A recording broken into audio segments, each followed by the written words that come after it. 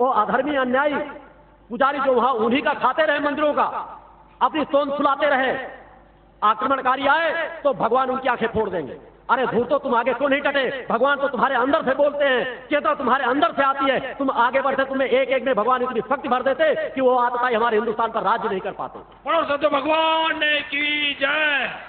अच्छा हुआ तो हमारा, बुरा हुआ तो भगवान देख लेंगे। भगवान तुम्हारे बीच से बोलते हैं, मंदिरों में भगवान की स्थापना भगवान चल करके आके खुद नहीं करते, तुम्हारे माध्यम पे तुम्हारे लिए करते हैं, वहां की रक्षा करना तुम्हारा धर्म हो जाता है। अतः चेतनावान बनो, सामर्थ्यवान बनो, पूजा पाठ भी करो, मगर अनित अन्याय अधर्म के खिलाफ आवाज उठाना सीखो। और जो साधु संत सन्यासी सामान्य साधुओं की बात कहता हूं, जगह जगह साधु कथावाचक आप लोगों के कहा सिखाया करते हैं। अगर मेरी बात जाएंगे तो उदाहरण अनेकों कथावाचकों जब ये कीर्तनों को सुनेंगे तो कल को अनेकों कथावाचकों में देंगे वो अहंकारी है। संत को तो शांत होना चाहिए, साधु को तो शांत स्वभाव होना चाहिए। मैं कह रहा हूं तुम साधु स्वभाव में एक टमाटर तुम्हारे गाल में मारता हूं, दूसरा गाल भी कर दो, फिर दूसरे में जोर से मारता हूं, फिर तीसरे में जूता उतार के मारता हूं, तुम कब तक शांत रहोगे? उदारवादी हो, रास्ता हो बताओ जो अंतिम बिंदु तक एक समान जाता हो। अंधा चाट काटता की बातें मत करो। धर्म हमारा ये नहीं सिखाता, हमारे किसी देवी देवताओं ने नहीं सिखाया कि तुम केवल सद्भावना की बात नहीं थे, केवल एक पक्ष में मत जाओ। साधक के पास दोनों पक्षों की सामर्थ्य होनी चाहिए, समाज के पास दोनों पक्षों की सामर्थ्य होनी चाहिए। ये हमारे ऋषि देवी देवता मुनियों ने सिखाया है, अतीत में भी होता आया है। नहीं, राम को रावण का वध करने की आवश्यकता क्या होती? कृष्ण को कंस का वध करने की आवश्यकता क्या होती? और हम इतिहास को नकार दे, जिन्हें हम भगवान मानते हैं उन्होंने जो आचरण किया उस आचरण को हम कहते हैं गलत है, और हम नए आचरण सिखा दें कि यह आचरण सही है। तो शक्ति सामर्थ्य आई है तो उसको दोनों भागों में बांटो, दोनों भागों में विभक्त करो, तभी संतुलन आएगा।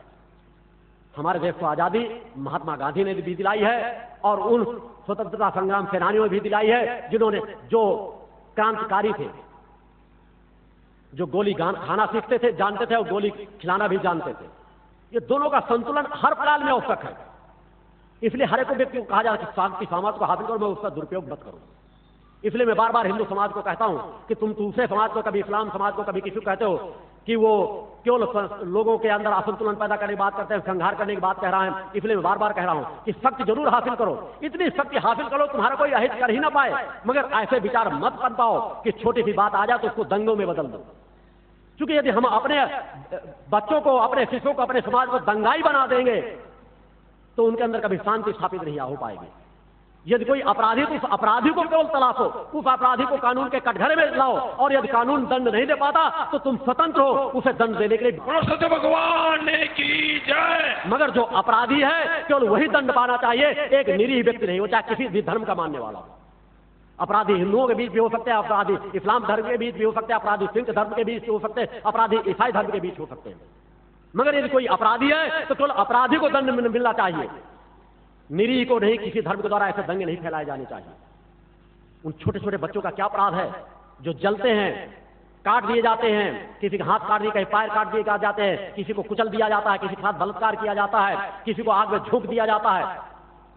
ऐसा करने के पहले विचार करो कि यदि मेरा बच्चा होता, मेरा बच्चा जल रहा होता तो मुझे क्या तड़प होती।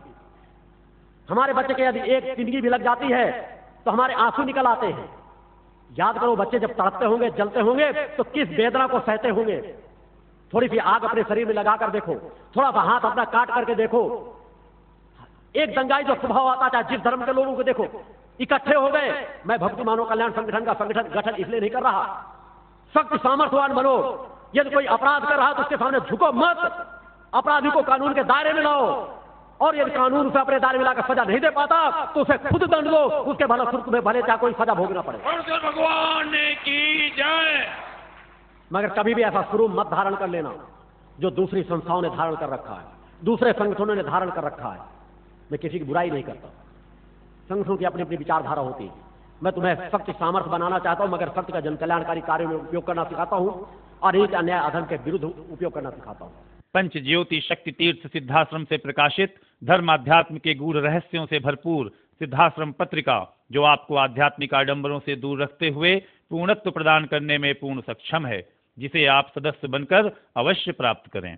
जय मां, जय मां, गुरु जय मां, जय मां, गुरु गुरु